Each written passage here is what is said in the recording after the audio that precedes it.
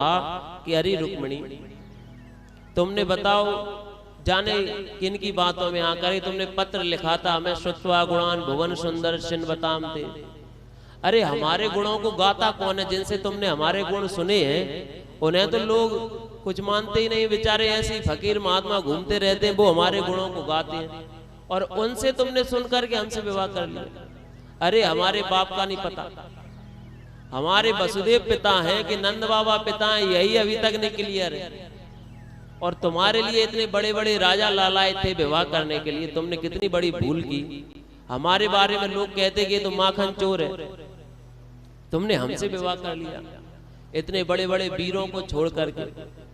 भगवान ने कहा अभी भी कोई बात नहीं हुई रुक्मिणी, अभी भी कोई बात नहीं बिगड़ी। अगर तुम चाहो तो अभी भी दूसरा विवाह कर लो, किसी के साथ जो तुम्हें अच्छा लगे उसके साथ अपना विवाह कर लो। और जो क्या इतना रुक्मिणी ने सुना कि वहां पर तो रुक्मिणी बेहोश हो गई। रुक्मिणी को होश नहीं रहा, रुक्मिणी गिरने लगी और जैसे ही रुक्मिणी गिरने लगी भगवान श्री कृष्ण चतुर्भुज स्वरूप में प्रकट हो गए। दो हाथों से रुक्मिणी को पकड़ा है और दो हाथों से रुक्मिणी पर पंखा जलने लगे। और जब भी पंखा जल रहे हैं, जल से आंखों पर छींटा मारा है, रुक्मिणी को होश आया है। और वहां पर रुक्मिणी ने भगवान की कई एक एक बात का उत्तर दिया है। भगवान ने कहा कि मैंने पत्र में लिखा है, आप कह रहे थे कि मेरे गुणों को तो संत महात्मा गाते हैं, उनकी सुनता कौन है? रुक्मिणी ने कहा कि आपके गुण कोई साधारण व्यक्ति गा भी नहीं सकता। जो आपको जानता है, जो आपके स्वभाव को जानता है, वही आपके गुणों को गाता है। हे प्रभु, आपने कहा कि आपका कोई पिता नहीं पता। वास्तविकता में बात ऐसी है, क्योंकि आपको देखा जाए तो समस्त जगत के पिता तो आप ही हो। आपका कोई पिता कैसे हो सकता है? आप परम पिता हो।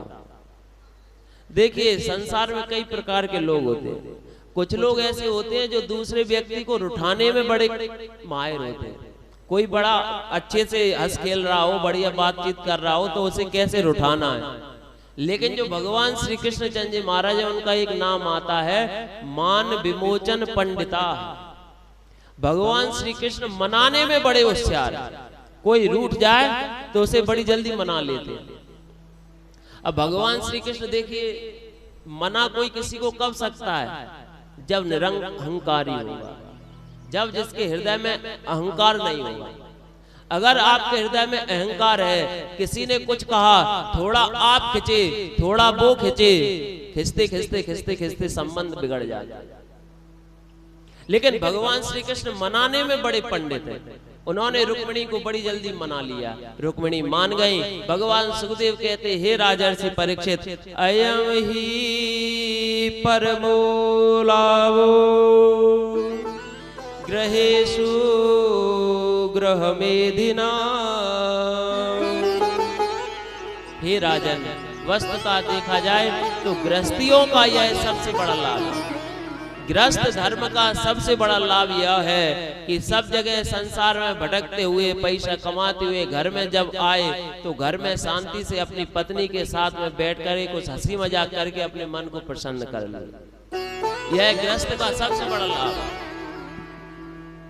अयम ही परमो लाभः ग्रहेषु ग्रह मेदिनाम।